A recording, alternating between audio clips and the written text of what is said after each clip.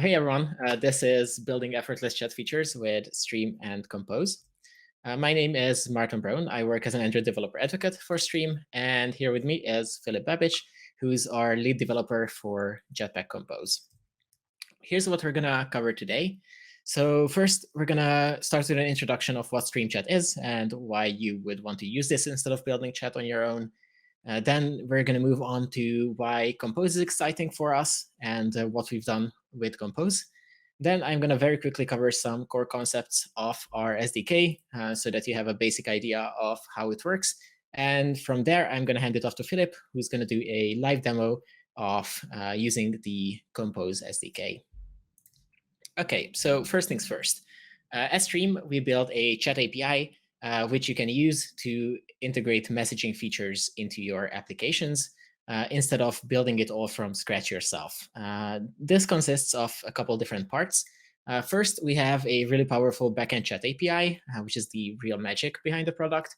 And then we have SDKs for you to integrate with both on the server side and on the client side. And as you can see here, we support many different languages and platforms, both for server and client. So whether you're building a Node app or something with Spring, and whether you're building something with React Native or Compose, we're going to have you covered on all of those platforms. So about that backend chat API, so as an Android developer, this is basically magic to me, but it's written mostly in Go and powered by technologies like RocksDB and Raft. Importantly, it can scale to millions of users. About 6 months ago, we've benchmarked 5 million concurrent users in a single conversation. So you can expect that kind of scalability if you have really large user bases. You don't have to be worried that your chat experience is going to degrade because our API is able to handle a lot of users in real time. It also does this, of course, with high reliability and availability. You can see our pretty much always all green and 100% availability charts from our status page here on the bottom of the slide.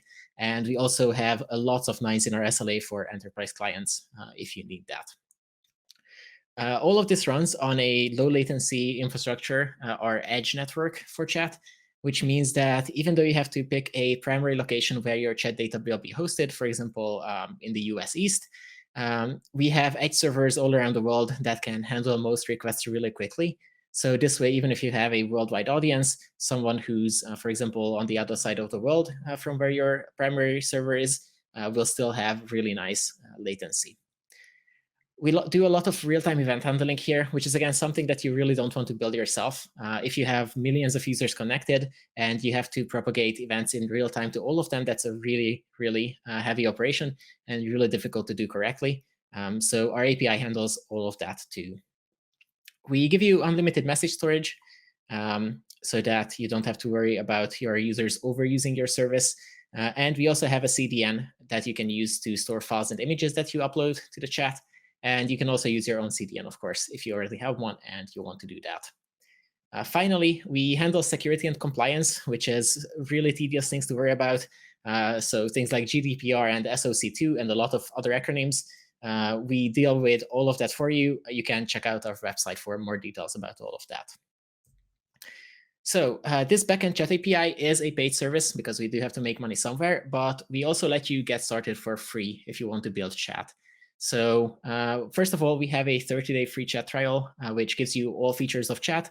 And of course, there's no credit card required. So you can play around with chat and you can see if it works in your application. But more importantly, beyond that, we've also introduced maker accounts this year, which you can, if you qualify for it, you can sign up and you'll get free access indefinitely. The conditions are right here on the slide as well. So you have to have 5 or fewer team members, and you have to have relatively low amounts of funding and monthly revenue. If you're doing this for a hobby project or if you're an independent developer, then you will probably qualify for a maker account and you can use our chat services for free for a good while. Importantly, the maker account has usage caps, which means that if you hit some number of active users, for example, we're going to cap you off and you won't be able to continue making API calls. But this is actually a feature because these hard caps ensure that you will never have surprise bills at the end of the month. So we won't charge you if you suddenly have, instead of like a couple hundred users, if you suddenly spike up to a couple thousand users unexpectedly, you're not going to get a huge bill at the end of the month as an overage. Okay, so that's our backend API. And what we're going to talk about today is integrating it with it from the front end. As I said, we provide native APIs on all platforms. So for front end, we have a Android SDK built in Kotlin, of course. We have an iOS SDK built in Swift. We also support cross-platform frameworks. So we have a React and a Flutter SDK. And we also have a Jetpack Compose SDK now. And I actually didn't update the slides since yesterday, but we also launched our Swift UI SDK. We just haven't made a large announcement about it yet, but you can already find that on our website too and try it. These SDKs are all developed out in the open on GitHub. So for example, you can see here the page of our Android Chat SDK repository. And we really do proper open source development here. So you're going to see all pending feature branches being opened here. You're going to see us opening PRs and doing our reviews in the open. You can create new issues, and we're going to answer there. Yeah, it's, all of it is properly open source. Also, please start a GitHub repo if you like the project. So here's what we already built for you on the Android side so that you don't have to build it yourself. First of all, we have handling of all those real-time events that I already mentioned. You might think of real-time events as being sending messages, but there are a lot more interactions going on in chat in reality. So there's sending messages, there's editing or deleting them, there's things like adding reactions, there's typing indicator statuses, there's read receipts. Like there are a lot of things that you have to take care of. And all of this mostly means that you have to receive events in real time and also do incremental updates to your local data, which is also really hard. So we have an offline layer that does that for you. So this performs offline caching, which means that if the user already had some data from previous rounds of the application and they don't have a connection at the moment, they can use the offline data without being connected. It also includes retrying operations. So if you try to upload some images or send a message while you're offline and it fails, we're going to retry that for you automatically when you recover your connection. And we do all of the synchronization as well, which is required to get everything in a consistent state whenever you're reconnected. We also provide push notifications, which is an obvious messaging feature. By default, we recommend that you use Firebase's push notification services, which we can integrate with. But there are also alternatives. So we already support Huawei's push services. And quite soon, we're planning to support Xiaomi's as well. And on top of all of this, we provide a really rich UI experience, which is where most of the effort would go if you were to build a chat experience yourself. So we have these complex lists that you can see on the screen right now. As you can imagine, a chat interface. So there are things like thread indicators, typing indicators, not just text in the messages, but also attachments like images and file uploads. There are link previews and reactions and timestamps and all of that. So it's really complex UI. It's hard to do in a performant way. It's hard to do incremental updates to it. And we provide all of this for you. And there are also a lot of edge cases, which you would have to otherwise worry about. And we also have threads and quote replies, which I didn't mention yet. So you can either start a thread on a message and put messages in there, or you can quote existing messages. So those features are also included. Now, from a architecture perspective, this is what our modules look like for Android. So we have the low-level client module that allows you to make REST API calls and also to listen to events over the socket connection. Then we have the offline layer built on top of it, which wraps the client, does caching and synchronization, as I already mentioned. And importantly, this layer also exposes either live data or flow objects, depending on what you want to work with, so that you get an observable of the consistent state of chat that we're handling and keeping up to date in real time for you. So for example, you can subscribe to what channels there are or what messages there are in the channels and so on. And then we have two UI implementations built on top of this offline layer. One of them is our UI components, which is XML-based, And then we have a Compose implementation, which is what we're here to talk about today, which is brand new. So starting with the UI components first, this is native UI built with XML layouts and Android views. It's battle tested. We have a lot of clients who are already using this in production. We have a lot of theming and customization options included, which is also with native solutions. So these use the Android resource system and things like XML themes and attributes. We have localization support. I believe we have 8 languages included in the SDK already, and you can also extend this with your own languages if you need to support some specific language. We, of course, have a full tutorial and sample app for these components so that it's easy to familiarize yourself with them and to get started. And we have 2 main ways of integrating them into your applications. So you can either drop in activities or fragments, which would be the entire screens that you can see here on the slide. So there's a channel list activity and a message list activity that you can start off with just a single line of code, and it will give you this pre-built messaging experience. Now, these have some limitations on how much you can customize them, but they are extremely quick to get started with and give you a really good way of trying the SDK quickly and seeing if it will work for you. But we also provide smaller components. So for example, if you look at the message list screen, it actually consists of a header, a list, and then and you can also include these views directly in your own XML layouts and combine them however you would like.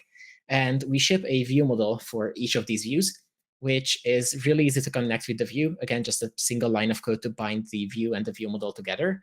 And this will give the views essentially API access. So it will enable the views to grab data from our API and from the lower offline support layers automatically and in a responsive way. And it will also hook up most operations that the user can take on the view so that they're executed against our API through the view models.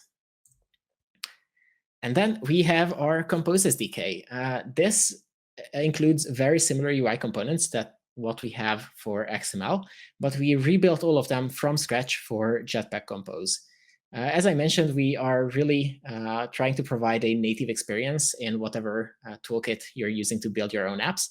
So while you could use Compose's interrupt features to use our XML-based views, which some of our clients have actually done before, we really prefer you to use our Compose SDK instead if you're building Compose, because it's a lot nicer and it fits in a lot better with the Compose toolkit. This SDK also allows us to be more flexible and customizable than what we could do with XML.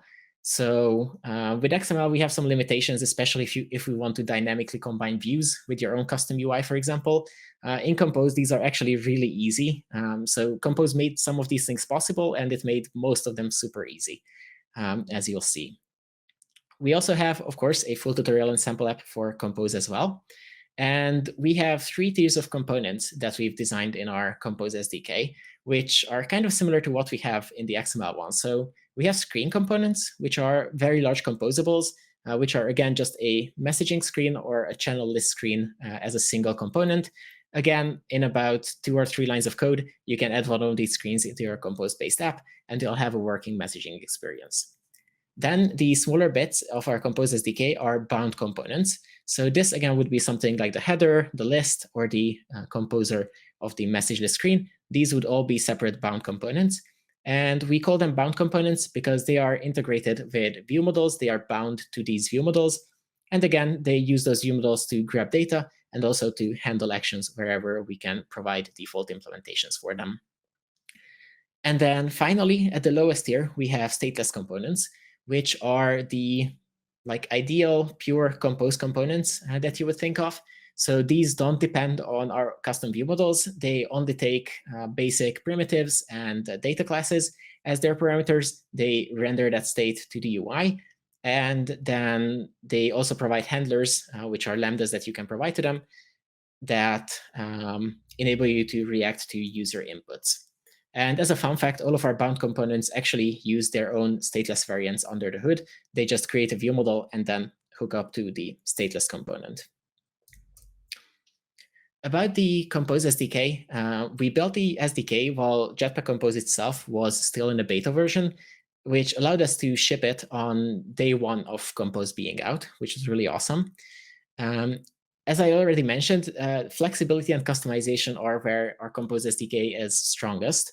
So there are two major things in Compose that we can make use of. One of them is slot APIs, which allow us to get some composable UI from you as a parameter, and we can put that composable UI within our own components.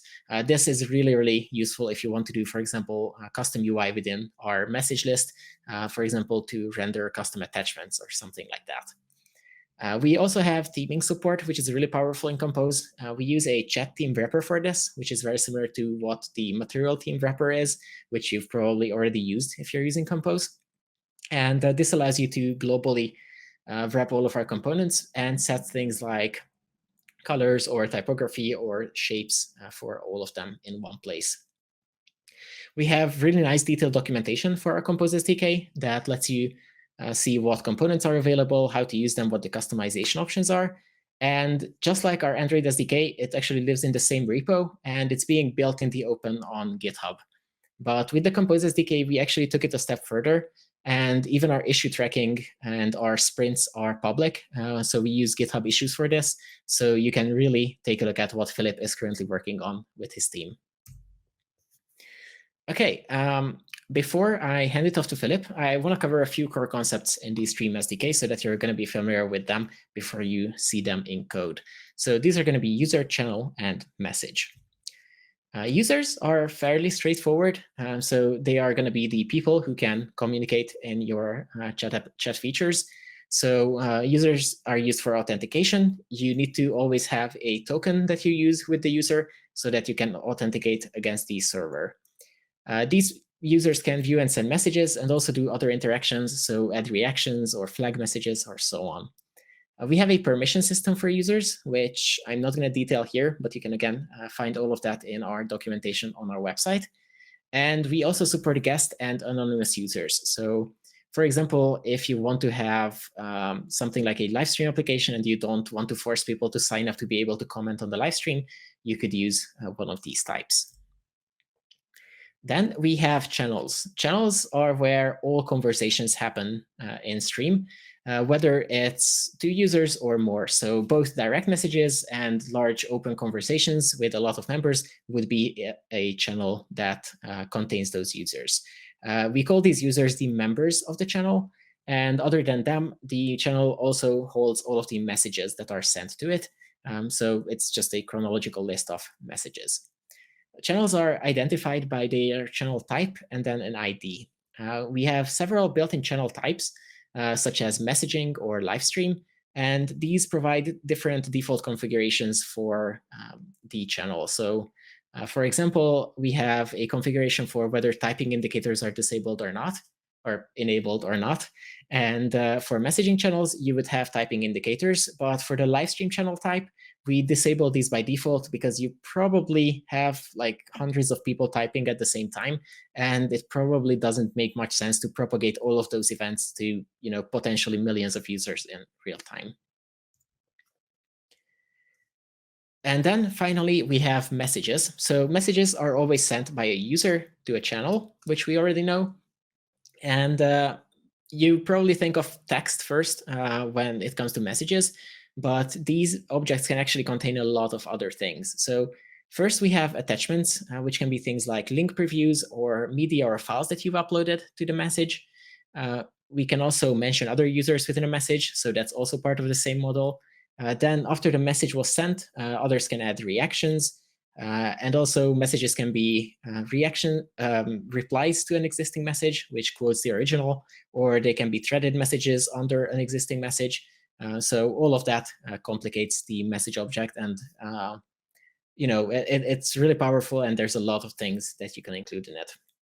Importantly, you can also add custom data, which we don't have predefined fields for, to almost all of our entities. So to users, channels, messages, and attachments, you can add arbitrary fields to all of these so that you can keep track of some data that's specific to your application. So if your users have some kind of roles that are separate from what you have in our permission system, you could add that as extra fields. If you want to add some metadata to all the messages that your users have sent, that somehow relates to whatever your app is, you could also add that in. Or you can do custom attachments, for example, which you could use to add content into the message bubbles.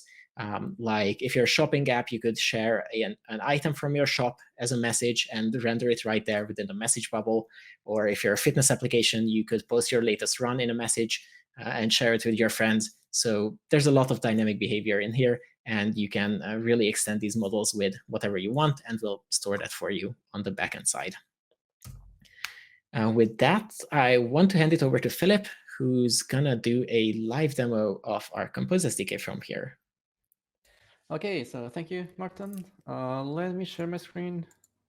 Just let's do that, and hopefully you can see my emulator and the Android Studio and everything. So thank you, Martin, for the intro. Basically, what I'll do, I'll kind of cheat and follow our tutorial.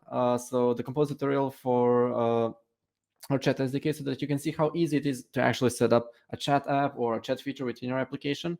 I'm going to tweak it a bit so that it's not like completely on par, and I'll go through things as we go through the actual code. So I'll explain things a bit more. We'll touch up on the most important topics and things like that. So the first thing that we would need to integrate our SDK into a project is obviously a project. So the way to do that is just the best way to do it is just to create an empty project with the empty compose activity. I actually created one so that we don't have to wait for like the syncing of dependencies and all of that, because that can start downloading a lot of stuff, and my internet connection is not that great, so let's not run into issues.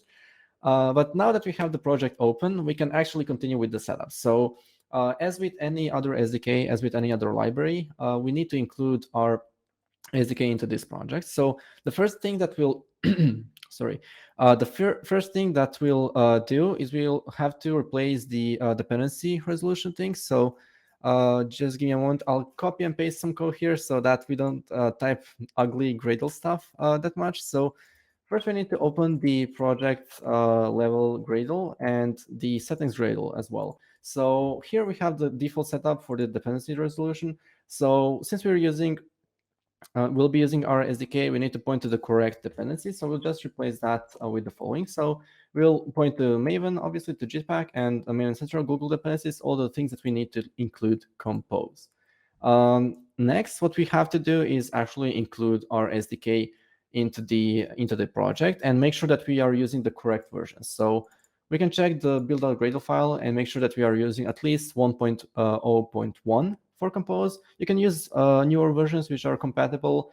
Just make sure that everything like works correctly and that you're not pushing into something that's beta or alpha or just in general not stable. We also see that we have 1.5.21 for Kotlin, which is great. So that's something that we're stable with, and some of the Compose versions might not be as stable or might not be as compatible with the latest Kotlin version. So just make sure that you don't push your Kotlin version too much so that your Compose code just doesn't work or doesn't compile. Now that we have that, we can actually add the dependency for our project. So what we'll do is we'll add the following 2 lines of code. So we'll define the stream version. So one of the things that we have in our repository, in our artifacts, is that all of the artifacts release with the same version.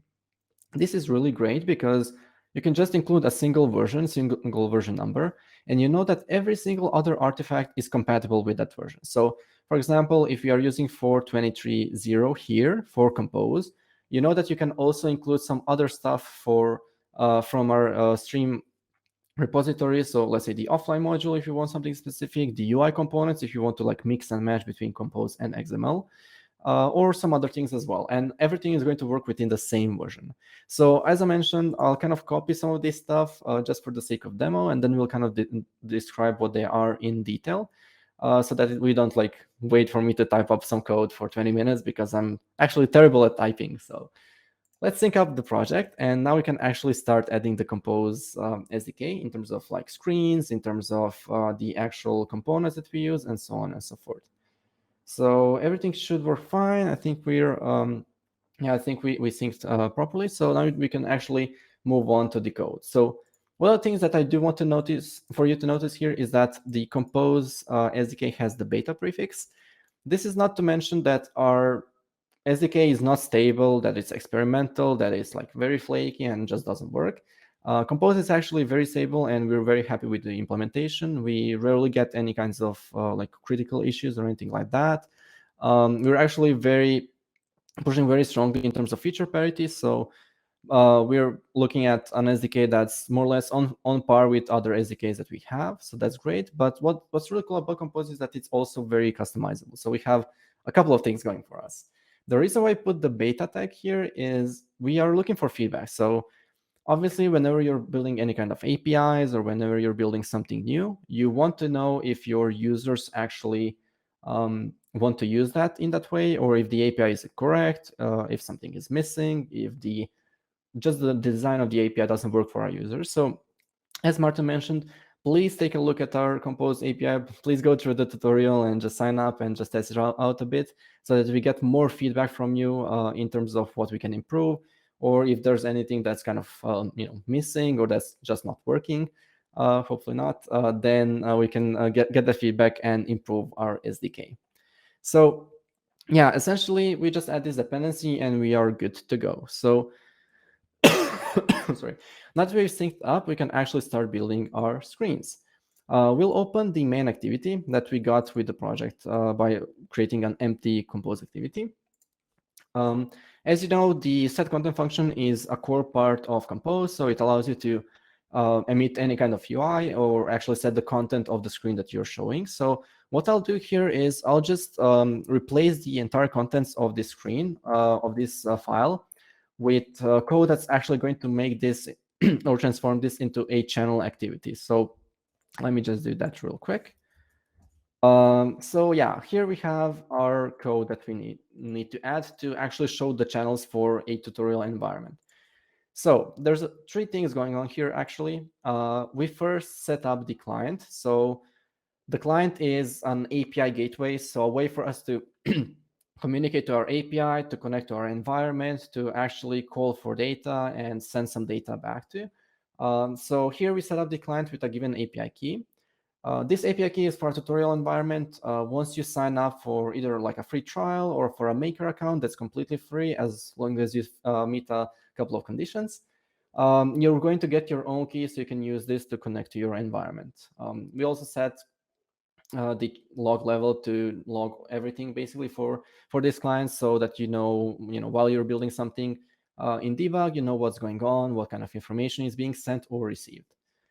After that, we build the chat domain. The domain is actually like a wrapper around the client, so it's an extra abstraction layer that helps us provide things like offline support and a lot of other functionalities. So we're actually using two ways of communicating to the API here, which might be a bit of confusing, but it's also like it gives us a lot of functionality and a lot of things that we can do with our API.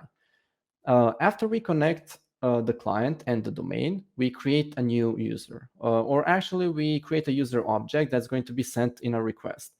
So here again, we're using a tutorial droid ID for the user. So every user has an ID, and every user generally has a name and an image to it. So a name to show in the channel, a name to show in when you're trying to create new channels or add someone to a channel, and an image to use for that user's avatar, which is pretty straightforward. Once we create this user object, we can connect the user to the client. So we can actually set up a connection, set up a WebSocket, so the user can receive all of the events that we had listed out from Martin, such as like reactions, when someone is typing, if there's any kinds of like system messages, deleting messages, and so on and so forth. In terms of the token, this token represents the user. So again, a way to access the API. We also have like very clear guidelines on how to get this token, how to generate it. You can also use all of our clients to automatically generate all of this so that you don't have to like manually put it in.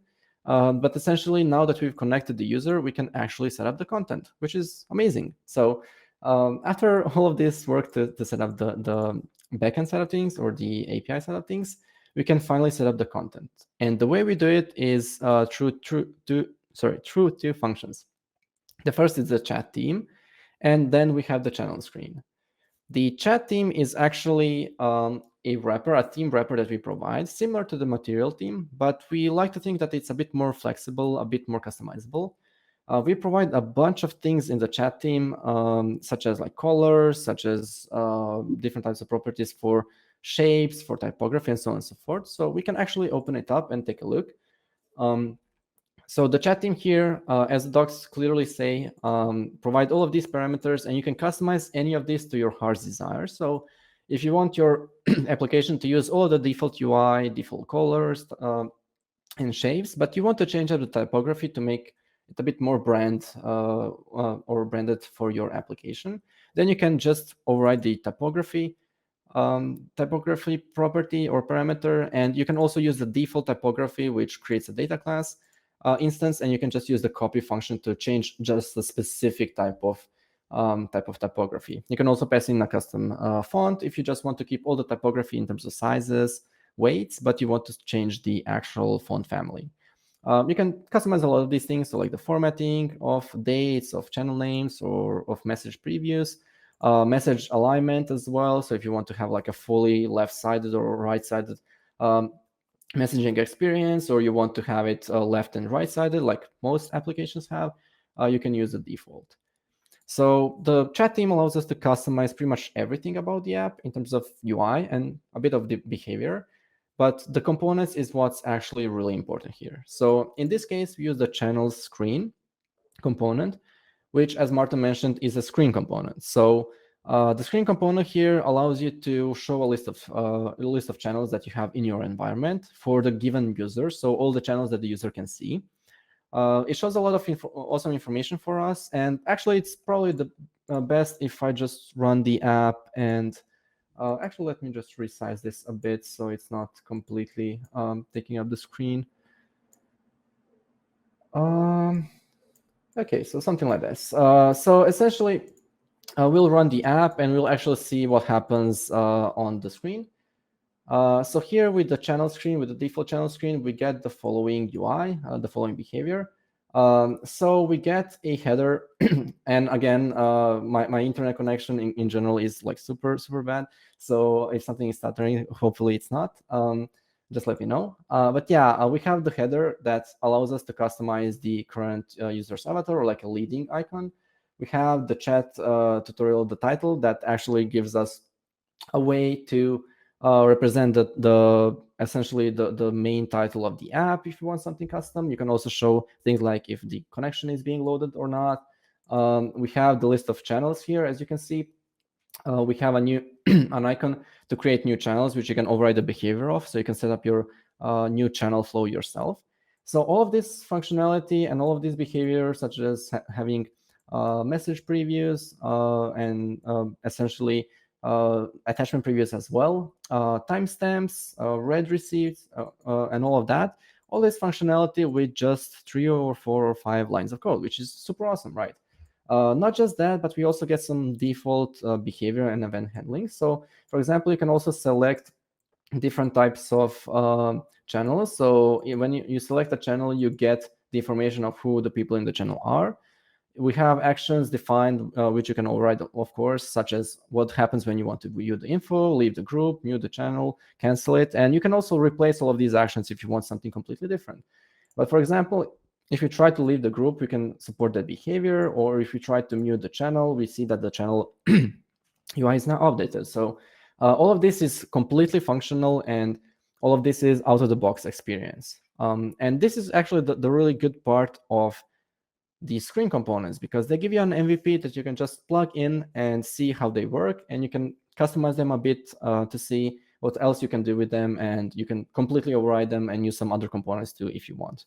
So now that we can like select the channels and all that, one of the things that's missing is actually what happens when you select a channel to open it, because we can't define what's going to happen. We want our users to be able to take that into control and build their own UI if they want, or simply point to one of our pre-built components that allow you to actually essentially show the complete messaging UI. So let's actually jump into that. Let's create a new activity that we'll call messages activity. Sorry. So this messages activity will be just a simple app compat activity. It will use our messages component, messages screen component, and we'll essentially point to that activity as soon as we click on a channel. So to do that, let's actually replace the contents of this file with something that I have predefined again for the sake of tutorial or in the demo. So here in the messages activity, as I mentioned, we show a small activity.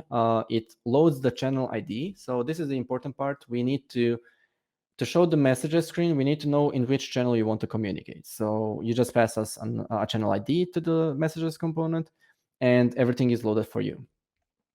Again, that's the first step, and the second step is just showing the UI. So again, we use the chat theme and we use a screen component. In this case, we just passed in the channel ID. We define what's going to happen when you press the back button. So this is just like a default handle. There's not a lot of customization options for messages screens or in general screen components, because they're really simple, really for the MVP if you want to test them out. We have bound and stateless components, as Marta mentioned, for more complex stuff. So here we just pass the channel ID, a message limit, and a backpress listener. And one thing that we need to do is start the activity. Um, so we should just start the activity by calling messages activity, get the intent, pass in the context, and finally the channel CID, if I'm not mistaken.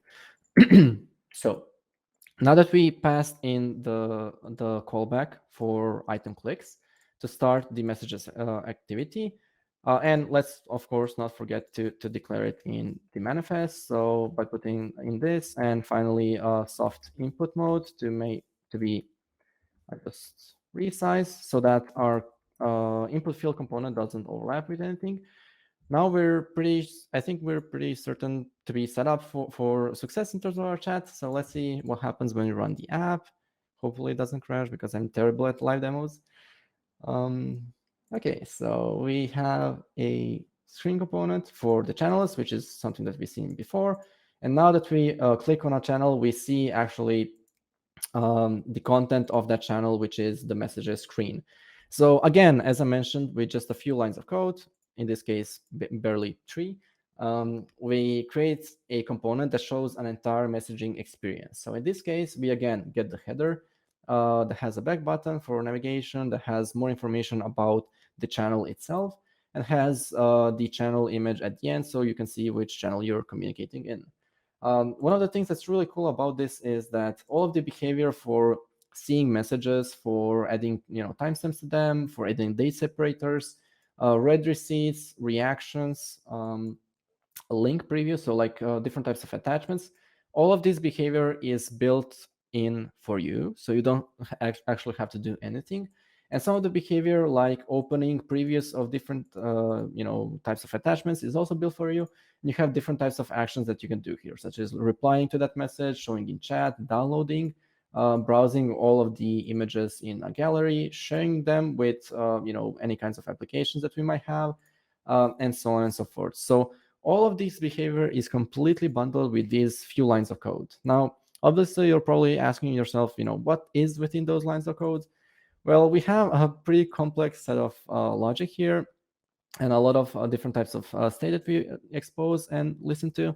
So within all of these screen components, we just use bound components. So we combine our bound components with some general core compose UI stuff, and basically we build different types of things, such as what happens when you select a message, when you open the attachment speaker like this, when you send these attachments and want to upload something and something like that. So for example, if we want to take a screenshot here, let's see if this works. Yeah, so we have a screenshot. We can write something like hello from the emulator.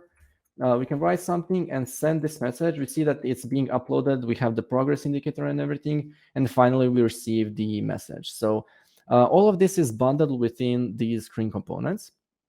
And these give you like a very nice way to integrate the chat feature in your application and see how it works. So you can actually build your own prototype. Now, I've been talking a lot, but this actually took me only a few minutes if you think about it. So this really shows how easy and how great our high-level components in Compose are. But it's not so much about these high-level components because you probably want to customize things, you probably want to build things yourself. So let's actually take a step back, because I think I have some more time to actually look at the customization options that we provide and the ways that we can like combine UI and change different things and stuff like that. So we mentioned that the chat theme is like a really easy way to customize things. So let's actually try to do that. Here in the chat theme, let's try to customize the shapes. This is like a really nice use case, something that's very common. So essentially what we'll do here is we'll just override the shapes property. Let me just also import stuff so that that's done. And yeah, so essentially what we'll do here is we use the default chat theme, but we overrode the shapes property. So by overriding it and using the default shapes, then a copy function, we can define that we want the default set of shapes, but we just want to change these ones.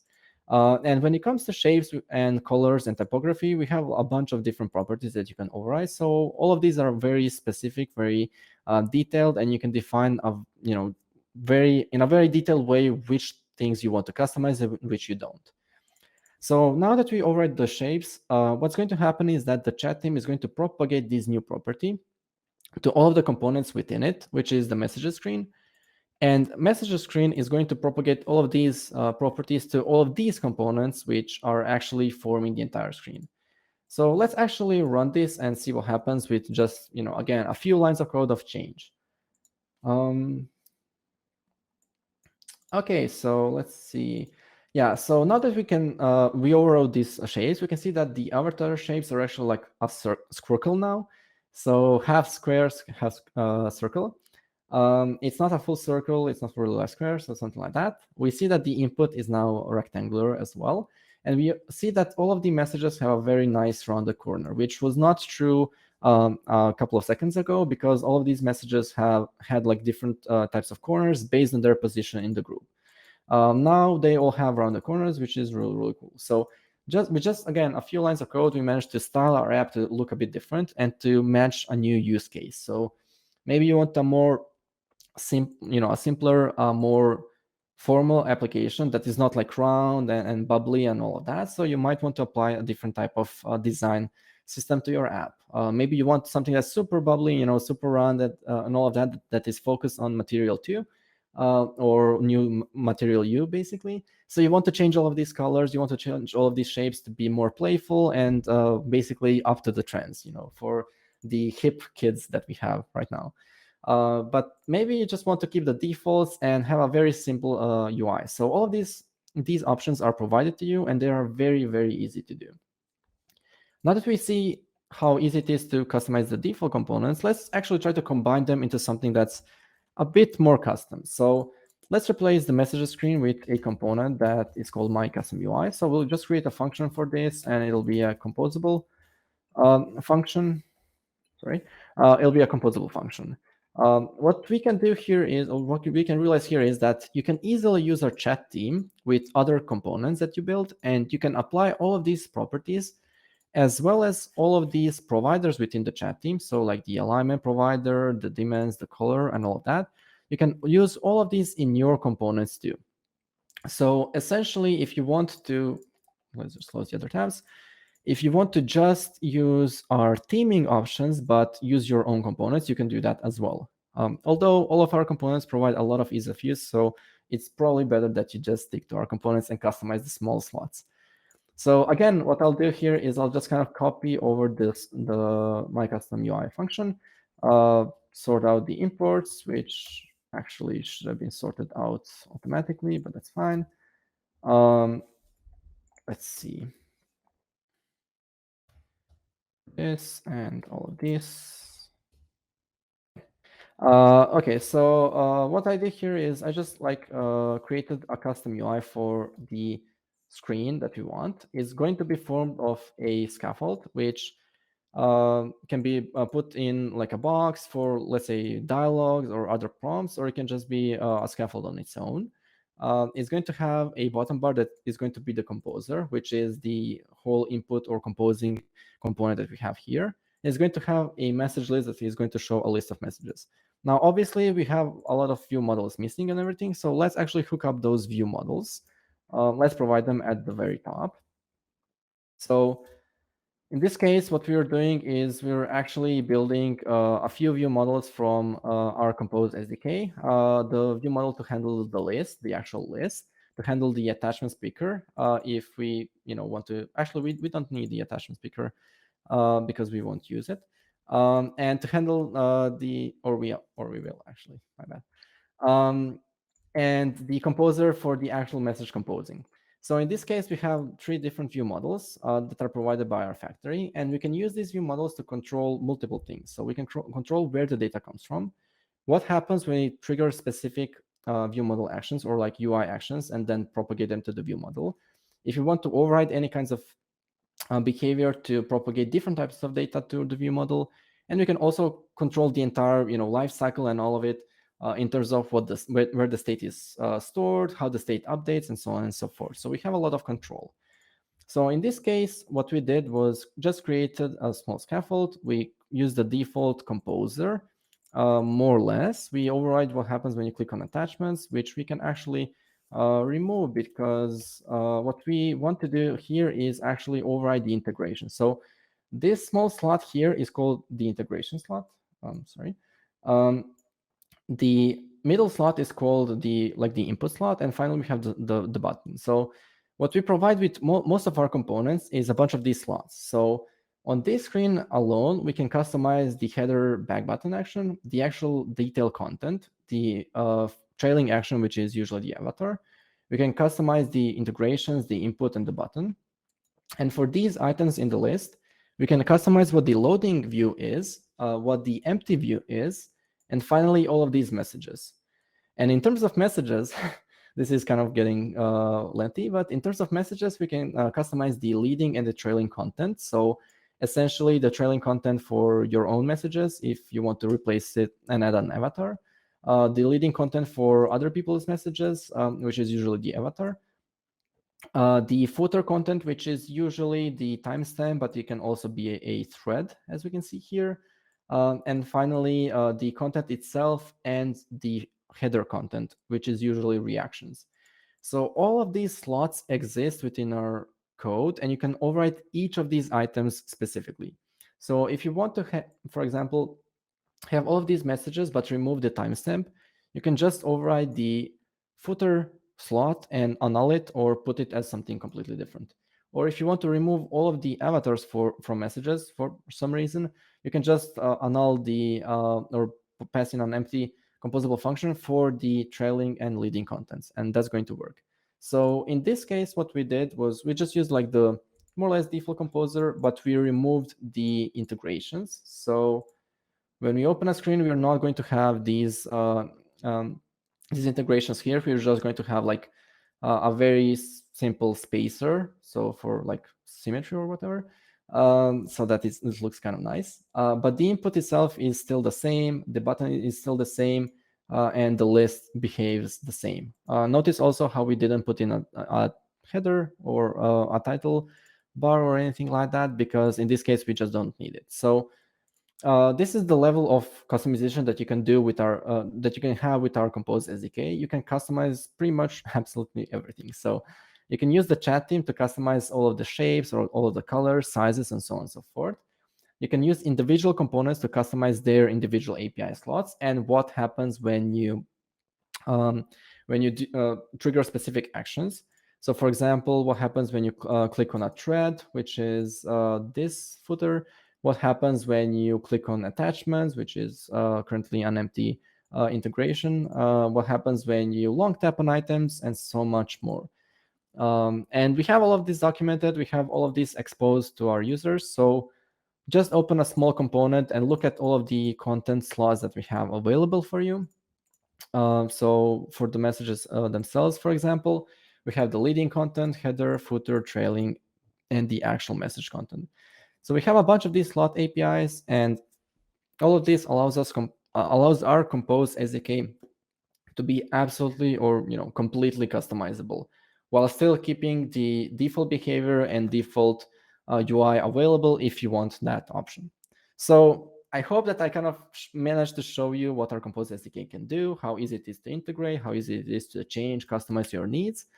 I think we have some time left. I'm not entirely sure of what our slot is, but if you have any kinds of questions, or if you want to learn more about like the API itself, how we designed it, what you can do, then I would rather jump into that and discuss the SDK a bit more, instead of writing some more custom code that, frankly, given that I'm writing it in a live demo, it's probably not going to look that great. So maybe we can switch over to questions if you want to learn more about the actual SDK and the technical side of things. Let me take back the screen share. We have one more slide that we can throw up awesome. For some resources, which we already mentioned, but okay, yeah, there we go. So if you want to grab some of these resources, you can, of course, find the SDK on GitHub. So that's the first thing there. Don't forget to star it. We're trying to get to 700 stars, and we only have 4 left until then. Then we have tutorials. So we have both tutorials included here. The first one is our Android tutorial, and the second one is for the Compose SDK specifically. And then finally, we have some documentation links here, again, just to the broader SDK, all of our Android stuff in general, and then for Compose within that. And yeah, that's it. That's where you get started. All right. Hey, thanks, guys. I love it. It was a great presentation. I really, really appreciate it. There may be some questions. I don't know. If anybody wants to use the Q&A, they can. Otherwise, we can go back into the room. There's a few people here, and we can join one of the tables to see if anybody wants to interactively. What do you all want to do? What do you think? Should we head to the tables again? Yeah, I think that works. Yeah. Okay. Fine with me. We're going to stop here, and we'll join the floor again. All right. Thanks so much, and we'll see you on the other side here.